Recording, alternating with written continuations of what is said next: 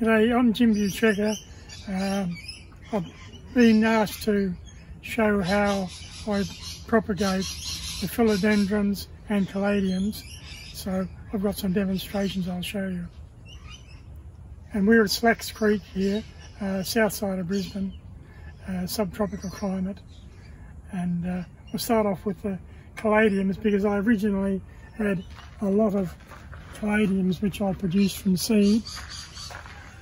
This is one of the flowers here, and what we do is when the flower opens like this, we peel back the spathe, and we've got the spadix.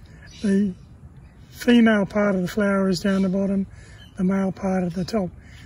Now it hasn't got any pollen on now, but this will have pollen on tomorrow, and if I had some pollen of the caladiums now, I would put it on with a fine brush down around the base there. But none of the other flowers are open at the moment. I have been told that the philodendron seeds have to be fresh to be viable, but at the end of last season I had a lot of seeds left over. So I planted them not thinking I'd get a very good rate of success with them. But these two trays here are ones that I've planted, and as you can see, most of them have come up. There probably would be quite a few who didn't come up, but there's still a good percentage came up. This was on the tag 16th of the 9th month. So they'd be 7 months old, and they've still come up. Ones that I planted in winter time, they weren't successful, it was just too cold for them. But this was planted when the weather warmed up, so they've done quite well.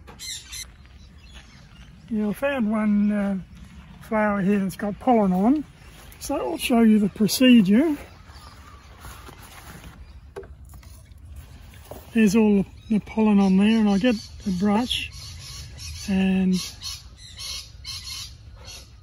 any excess pollen can go in here.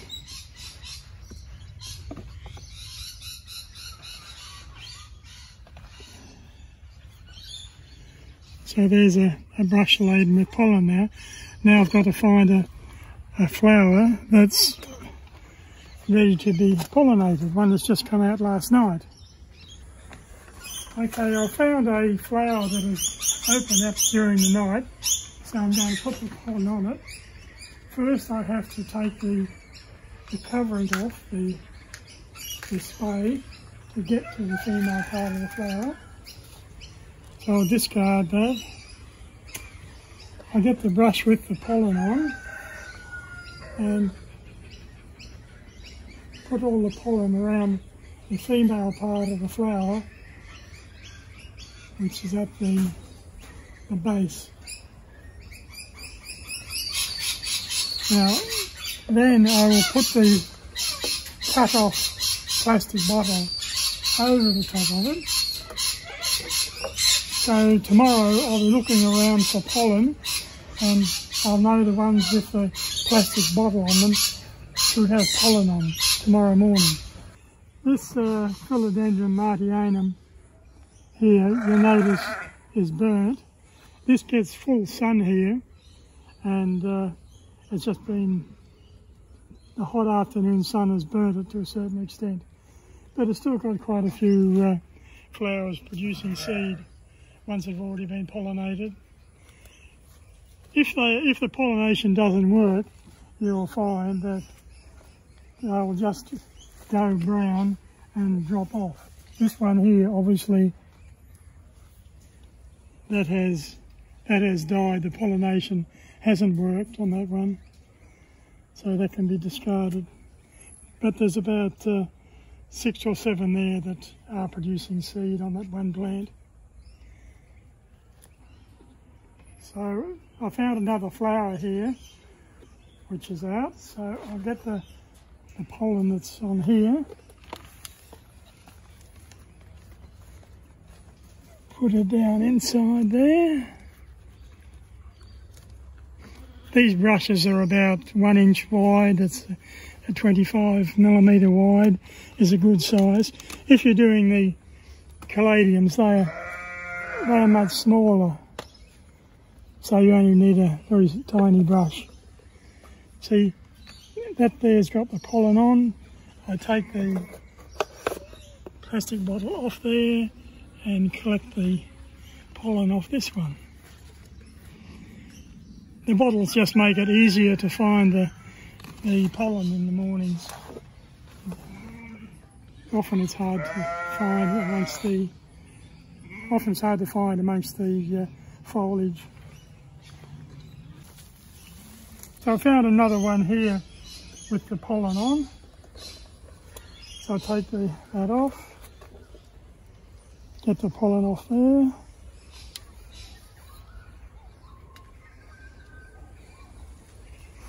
You find if you try and do that and it won't come off, if it's dry, it's probably too late. It really needs to be done at night time or first thing in the morning. I get up at about 4:30 in the morning and go around and do the pollinating. All of these that I'm getting the pollen off now, of course, the pollen was put on those flowers yesterday morning. I think that's Santa Leopoldina or something like that. The flowers come out at different stages on different varieties of philodendrons. You see this one here is just starting to produce the flowers on it. And the unusual thing about this plant is it's got all husks, more or less like a palm tree. One thing I like about the philodendrons is they're so hardy. This area here a couple of years ago flooded and the water was up to here. All the plants were underwater for about 3-4 days. It was all muddy water, then it receded, and because the electricity was off, they didn't get watered for about 6 weeks. And a lot of plants died, but all of the philodendrons did fine. They survived. This is some of the seedlings that were planted about 4 months ago. I've already taken a lot of them out and potted them up into bigger pots already. This is some of the seeds maturing now. These ones will be ready in about 2 weeks' time. They'll plump up, and this is what they look like when they're harvested. There's thousands of seeds in there. Okay, so we've got the seeds now. We've got to take the individual seeds off the fruit. So the easiest way is to wait until they're reasonably soft. You can feel that they're rather soft there, and you just scrape them off. If you get it at the right time, when they're nice and soft, yet the actual stem in the middle is quite solid, it's quite easy to do. If you leave it too long, they get all soft and squishy, and they tend to fall apart. Can be a bit messy. I can end up just running the fingers down like that, and that's another one done. So then we've got all of this mush here full of seeds that I've extracted from there, and I get a coarse sieve. The sieve is quite coarse so that the individual seeds can go through the sieve. So I put them in there and I put them over the bowl in the sink and squish them around, push them through the mesh. So that basically separates the individual seeds from the fruit. So now to actually clean the seeds, after they've been pushed through here, I take them over to the sink and pour water in there and swish them around, and these viable seeds will sink to the bottom, and I make it twirling like that, and then I tip it up so that what's left over of the fruit will run out down the sink, and the seeds will be left in the bottom. Now I might do that about 5 times. Fill it up with water, swish it around, tip the rubbish out, and after I've done that, I've got just mainly seeds in the bottom. Then I get a very fine sieve, this one here. That's actually got some seeds in there now that I've done. I'm just letting them dry out. So then I tip the whole bowl into that one, and that's a very fine sieve so that the seeds stay in the sieve and they don't go down the sink. Then it's a matter of drying them out. I usually that's what all this cloth and stuff is here for. I usually, they're wet in there, and I lay them on the cloth or material of some type. The paper towels are good, and you leave them there for in front of the air conditioning or fan, and that'll dry out over a couple of days. Then they're still a little bit stuck together and moist, so I'll spread them out on a black cloth is best, because you can see the individual seeds easier, and let them dry out there until they're completely dry, and then you get the seeds off there when they're completely dry, and sometimes they're in little clumps, you have to separate them. You can actually put them back in the coarse sieve and like that, and swish them around, and the little clumps of seeds will separate, and you'll end up with all the seeds left in there. Okay. So when I'm sowing the seeds, I get trays and a salt shaker here. I put some of the seeds in the salt shaker and simply spread out evenly. If you put it too thick, it's not good, because you'll end up with the seeds probably rotting off if they're too close together. But after about 3 weeks or so, you usually have the seeds germinating and see them coming up. You leave them on the surface of the potting mix. Usually very open potting mix, something like coir peat is really good. And you can give them some fertiliser, some soluble fertiliser or slow release, and away they go. Well, another way of growing the seeds is the natural way. In the jungle, when the plant matures, the seeds turn yellow, so the monkeys and other animals in the jungle can see the seeds, and they will come down and eat the seeds, and it's a way of spreading the seeds out.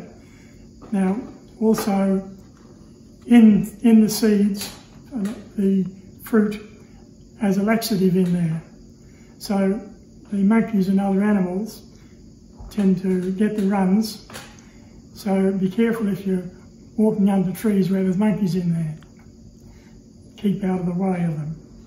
So you can do a natural way like that. These are actually edible, the fruit, so you can eat them. Like that, and they're quite tasty. And you get a pot like that. You half fill it with potting mix.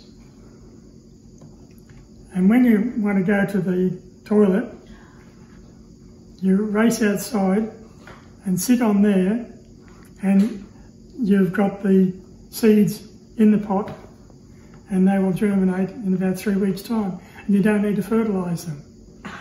But just be careful that the pot is strong enough, because if you're doing it and you get a weak pot and it collapses in the process, it can be very messy. I've got to run now, actually. Okay, thanks for watching. I hope you've enjoyed the process of how we produce the seeds. We'll have seeds available shortly on eBay. Remember too that the seeds don't have to be completely fresh. They can be 6 months old and still be viable, as we've proven. So thanks for watching, and I hope you enjoy your philodendrons as much as I do. Thank you.